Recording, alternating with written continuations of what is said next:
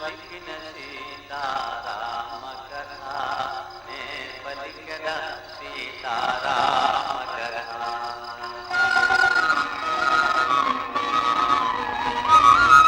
శ్రీగణమంతుడు అంజలీసుతుడు అతి బలవంతుడు రామభక్తుడు. అన్నా కోరి జాడ తెలిసిందన్నా.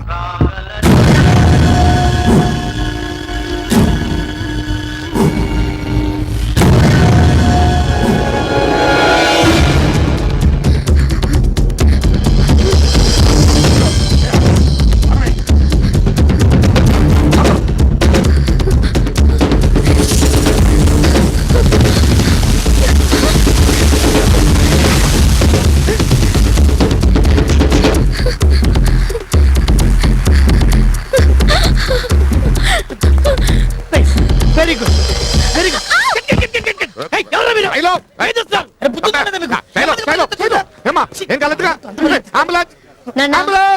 నాకేం కాలేదు.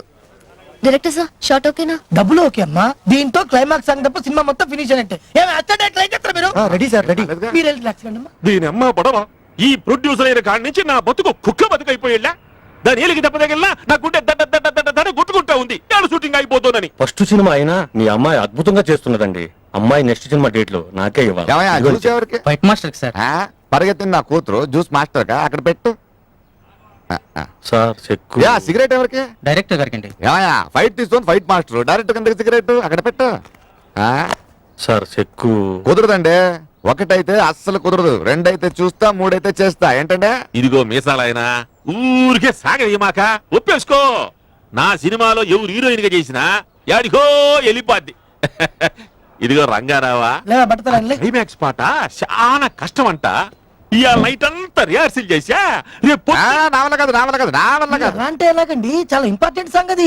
చెప్పానుగా నేను చేయలేను. ఎలా చేస్తాను? నేను చేయలేను. డాన్స్ చేయాల్సింది మీరు కాదు, మీ అమ్మాయి.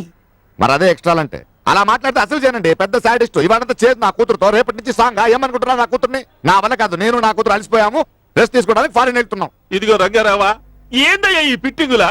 నేను మునిగిపోతానయ్యా. అసలు ఏందయ్యా ఇది? మొట్టమొదటి సినిమాకి పీడాకారమా? టైంకి వచ్చినారమ్మా. రేపు సినిమా లాస్ట్ సాంగ్, ఇవాళ నైట్ ఏమో రిహార్సల్స్.